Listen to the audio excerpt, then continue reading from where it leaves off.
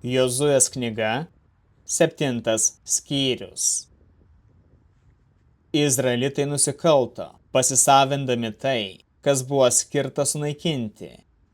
Achanas, sūnus Karmio, sūnaus Zabdžio, sūnaus Zeracho iš Judo giminės, paėmė kai ką iš sunaikinti skirtų daiktų. Dėl to viešpaties rūstybė užsidegė prieš Izraelitus. Jozuė pasiuntė vyrų iš Jericho į Ają, kuris yra prie Bet Aveno, į rytus nuo Betelio, ir jiems įsakė: eikite ir išžvalgykite tą kraštą. Tie vyrai išžvalgė Ają ir, sugrįžę pas Jozuę, tarė: tegul nežygiuoja visa kariuomenė, 2 ar 3 tūkstančių vyrų užteks užimti Ają. Nevargink visų karių, nes jų nėra daug. Buvo pasiusta apie 3000 vyrų, bet jie bėgo nuo Ajo vyrų. Ajo vyrai nužudė apie 36 izraelitus ir vijosi juos žudydami nuo vartų iki Šebarimo.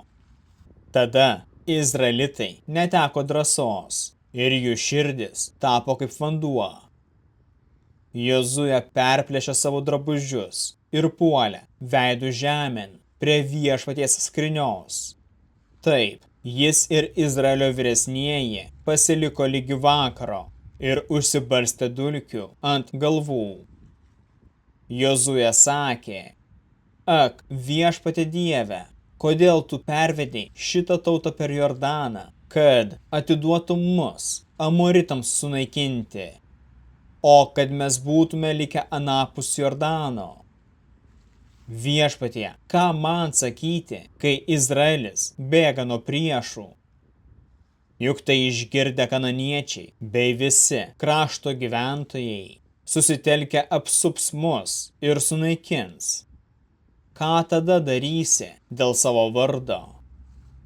Viešpats tarė Jozuei: atsikelk, kol guli kniūbsčias ant žemės. Izraelis nusikalto, jis sulaužė mano sandorą, jie paėmė dalį to, kas buvo skirta sunaikinti, pavogė, paslėpė ir pasidėjo prie savo daiktų. Izraelitai negalėjo išstovėti prieš priešą ir bėgo nuo jo, nes susitepė sunaikinimui skirtais daiktais. Aš nebebūsiu su jumis, jei nepašalinsite prakeikimo tarp savųjų.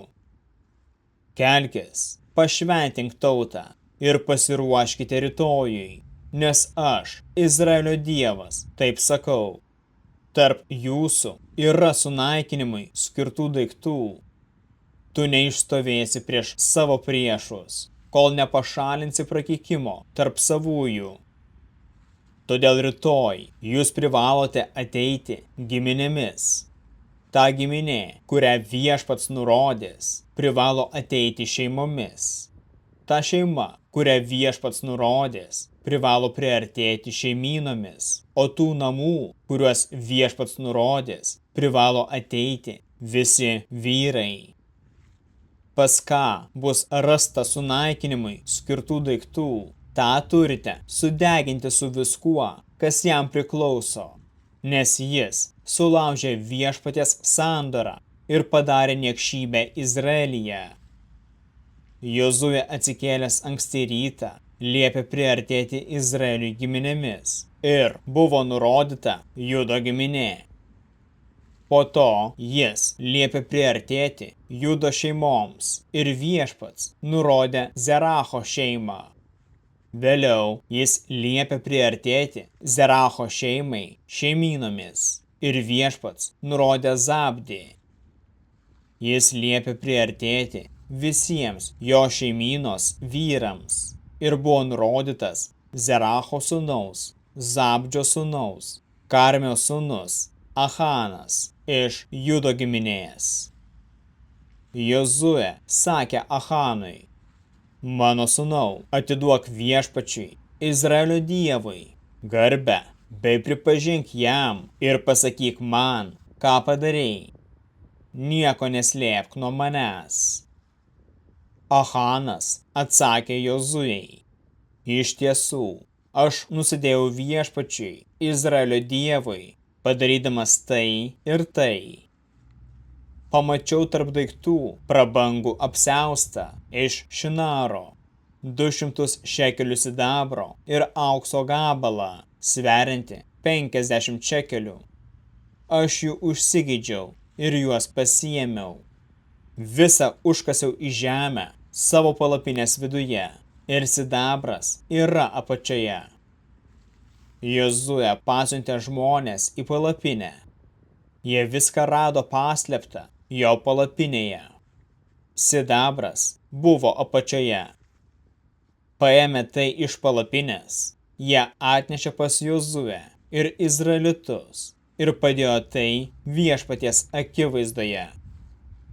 Jozuė ir visi Izraelitai su juo paėmė Zeracho sūnų Achaną, sidabrą, apsiaustą ir aukso gabalą, taip pat jo sūnus ir dukteris, jaučius, asilus ir avis, palapinę bei visą jo nuosavybę ir nugabeno į Achoro slėnį. Jozuė pasakė, kodėl užtraukiai mums nelaimę? Viešpats šiandien tave padarys nelaimingą. Tada Izraelitai jį užmušė akmenimis ir po to sudegino, kai užmušė juos akmenimis. Jie sukrovė ant jo didelę akmenų krūvą, kuri išliko iki šios dienos. Taip viešpaties rūstybė nurimo. Todėl ta vieta lygi šiol vadinama Achoro slėniu.